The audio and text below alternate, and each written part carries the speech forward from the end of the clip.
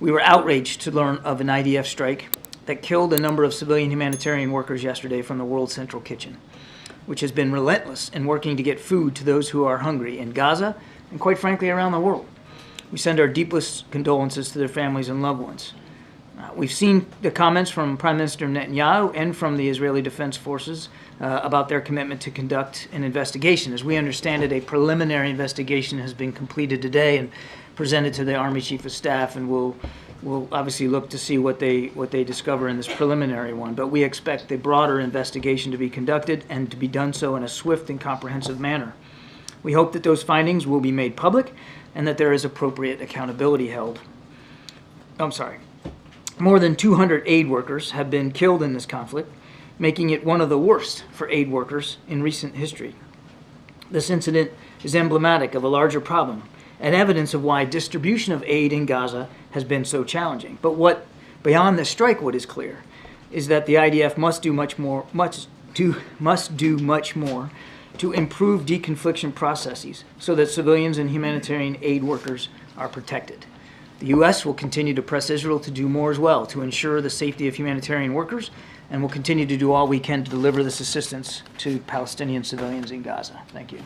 What more could they have done? Yeah, it's really, it's devastating to see these images and to hear these early reports about the steps that they tried to take to protect themselves.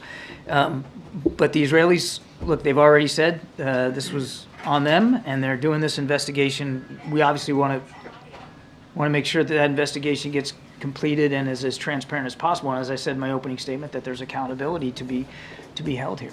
Do you guys have confirmation of the nationalities of the victims who were killed in the strike, and that one was a U.S. Canadian national? I can confirm that one was a dual national American citizen, but I couldn't speak with authority about the nationalities of all those. And as I understand it, I mean, there could be additional casualties coming in terms of the count. I just don't know. And do you know if there's been any outreach to the family of that dual national citizen from the White House? The State Department has done some initial outreach, and I would fully expect you'll see outreach from us at the appropriate time. This incident is exacerbating the crisis. It certainly isn't helping. There's no question about that. And we obviously respect Chef Andres' decision not to continue operations, at least for a time. Certainly we respect that, and others may make that decision, as you talked about the World Food Program. We're not seeing a wholesale declination here of humanitarian assistance in there, but obviously, yes, that's a concern. The more violent it gets for humanitarian aid workers, and as I said, this is one of the worst in recent history,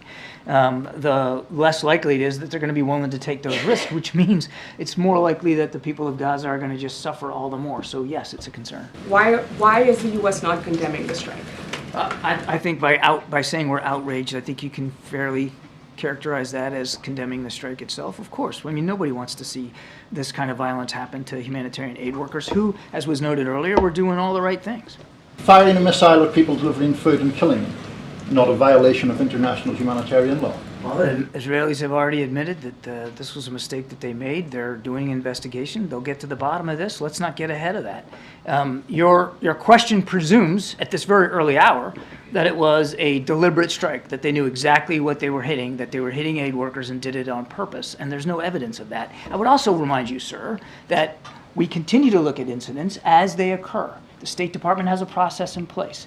And to date, as you and I are speaking, they have not found any incidents where the Israelis have violated international humanitarian law. And lest you think we don't take it seriously, I can assure you that we do. We look at this in real time. They have never violated international humanitarian law ever in the past 5 to 6 months.